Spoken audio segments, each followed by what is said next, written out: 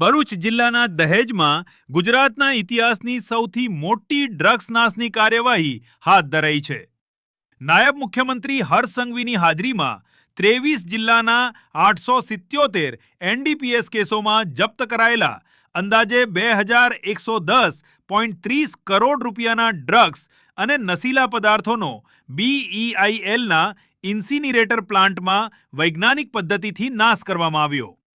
સરકારે સ્પષ્ટ કર્યું છે કે ડ્રગ્સ સામે ઝીરો ટોલરન્સની નીતિ સાથે આવી કાર્યવાહી સતત ચાલુ રહેશે। गुजरात पुलिस द्वारा 2212 करोड़ રૂપિયાના કિંમતનો ડ્રગ્સનો ખાત્મો કરવામાં આવ્યો છે। ડ્રગ્સ સામે ચાલી રહી આ જંગ હજી વધુ મજબૂતાઈથી ગુજરાતના ખૂણે ખૂણે પહોંચે તે દિશામાં ગુજરાત પોલીસની કામગીરી ચાલી રહી છે। ગત ઓક્ટોબર માસમાં આ જ સ્થળથી 2000 કરોડથી વધારે કિંમતનું ડ્રગ્સનો ખાત્મો બોલાવવામાં આવ્યો હતો અને આજે 2212 કરોડ રૂપિયાની કિંમતનો ડ્રગ્સનો ખાત્મો બોલાવ્યો છે। આ વર્ષે ગુજરાત નહીં પરંતુ દેશના ઇતિહાસમાં ડ્રગ્સના કેસના કન્વિક્શનમાં સૌથી મોટો વધારો એ ગુજરાતમાં આવ્યો છે। ગુનેગાર પકડાઈ જાય, વર્ષો તક કેસ ચાલે, છુટકારો મળી જાય ક્યાંક ને ક્યાંક છટકબારી શોધીને, પરંતુ છેલ્લા 5 વર્ષથી જે પ્રકારે એક પછી એક મહત્વના બદલાવના કારણે આ વર્ષે આશરે 65% જેટલા ગુનેગારોને સજા સંભળાવવામાં સફળતા પ્રાપ્ત થઈ છે।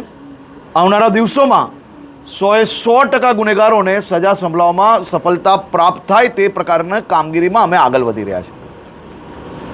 સર, આણંદમાં જે એક એન્કાઉન્ટર કરવામાં આવ્યું તેને તમે કઈ રીતે જોઈ શકો?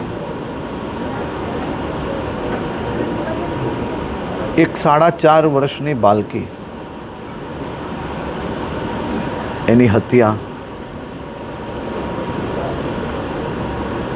મોટા મોટી દુષ્કર્મ બી, અને જેનો ભૂતકાળ બી આ જ પ્રકારના ગુનાઓ જોડે જોડાયેલો હોય એવો નરાધમ પોલીસને ચક્કુ મારવાની કોશિશ કરે,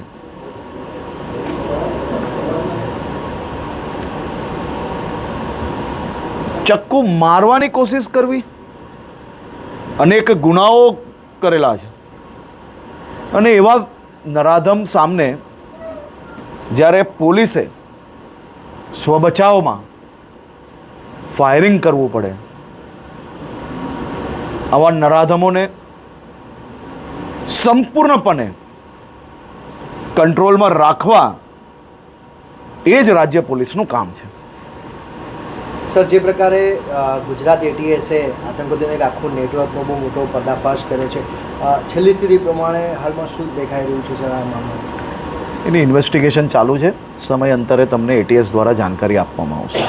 સર, છેલ્લો સવાલ, સર જે અમદાવાદ ફેક્ટરી બ્લાસ્ટ છે એના બાબતે આપ કાલે એક એસઆઈટી બનાવવામાં આવી છે, આજે હું અમદાવાદ પહોંચીશ એટલે એક રિવ્યૂ મિટિંગ છે, એના પછી હું વાત કરીશ।